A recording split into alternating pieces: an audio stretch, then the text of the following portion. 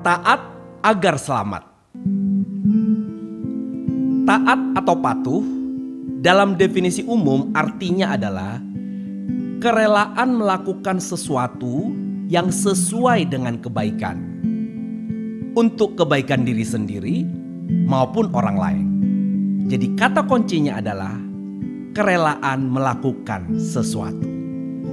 Ya, sejak 10 April 2020 Pemda DKI resmi memberlakukan PSBB, pembatasan sosial berskala besar.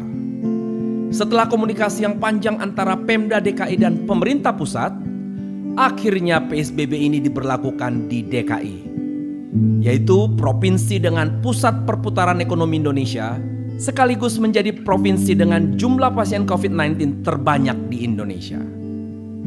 Meskipun terlambat, saya sangat mengapresiasi langkah ini demi memutus dengan segera rantai penyebaran wabah ini. Pandemi COVID-19 ini telah membuat banyak keresahan akan situasi yang serba tidak pasti.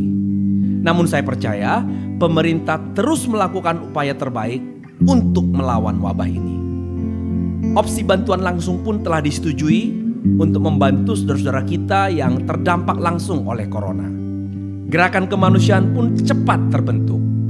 Donasi dan spontanitas masyarakat untuk membantu saudara kita yang terdampak langsung wabah ini pun sangat terasa.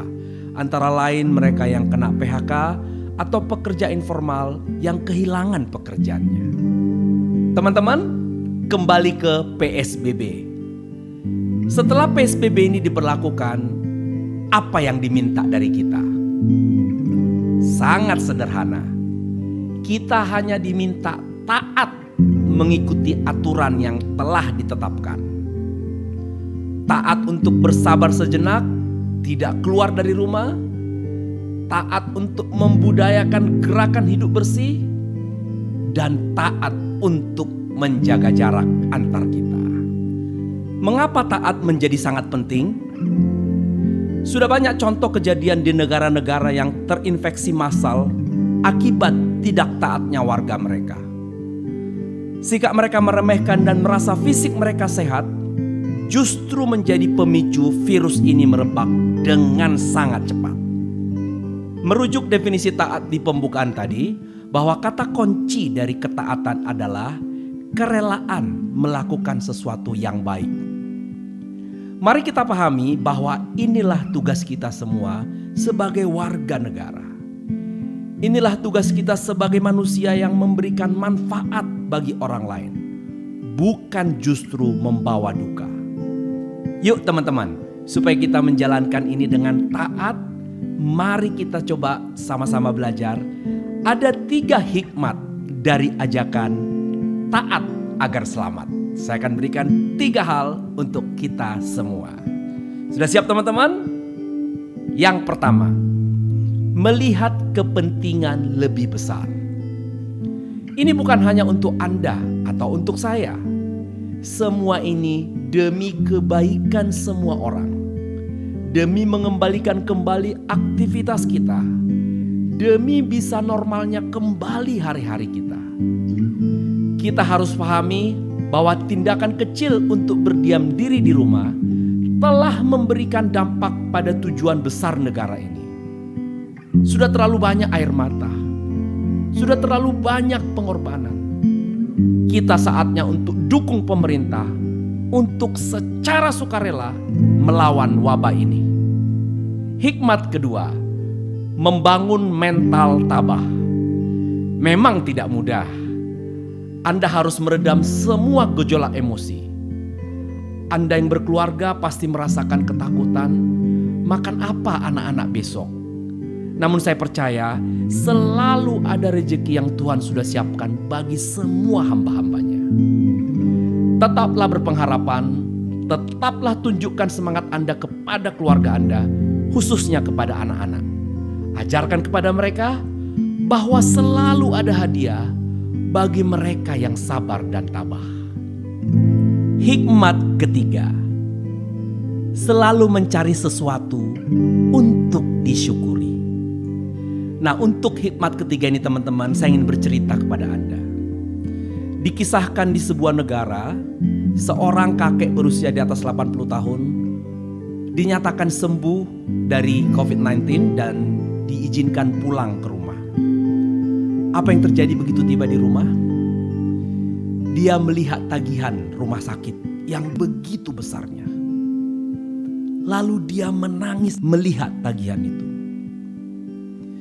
Seluruh keluarganya, anak-anak dan cucu-cucunya merasa kakek itu menangisi tagihan itu karena tak mampu membayarnya. Ternyata apa yang terjadi?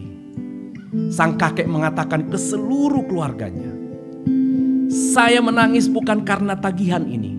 Saya mampu membayarnya. Tapi saya menangis betapa besarnya hutang saya pada Tuhan. Saya diam di rumah sakit menggunakan ventilator selama 6 hari. Saya harus membayar 90 juta rupiah. Sejak saya hidup sampai usia saya 80 tahun ini, betapa banyaknya udara saya hirup bebas diberikan oleh Tuhan tanpa saya bayar. Saya menangis karena betapa berhutangnya saya pada Tuhan." Teman-teman, betapa banyaknya hal kita bisa syukuri. Tinggal di rumah dengan atap yang baik, merasakan kebersamaan dengan anak-anak, bahkan sama-sama melakukan kegiatan setiap hari. Mengurangi Anda keluar, sekaligus juga mengurangi polusi Anda hirup. Bahkan merasakan matahari setiap jam 10 pagi yang tidak pernah kita hirup dan kita rasakan karena selalu di jam kantor jam seperti itu. Teman-teman, cari sesuatu untuk Anda bisa syukuri. Niscaya Anda akan sabar, Anda akan tabah dan taat melakukan apa yang menjadi arahan pemerintah. Jadi tips ketiga itu sekaligus menutup semuanya teman-teman. Dan sebelum saya tutup, tetap saya akan katakan ke teman-teman semua bahwa mari kita jalani apapun yang diarahkan oleh pemerintah dengan taat sambil terus berpengharapan. Karena hanya dengan harapan kita mampu bertahan.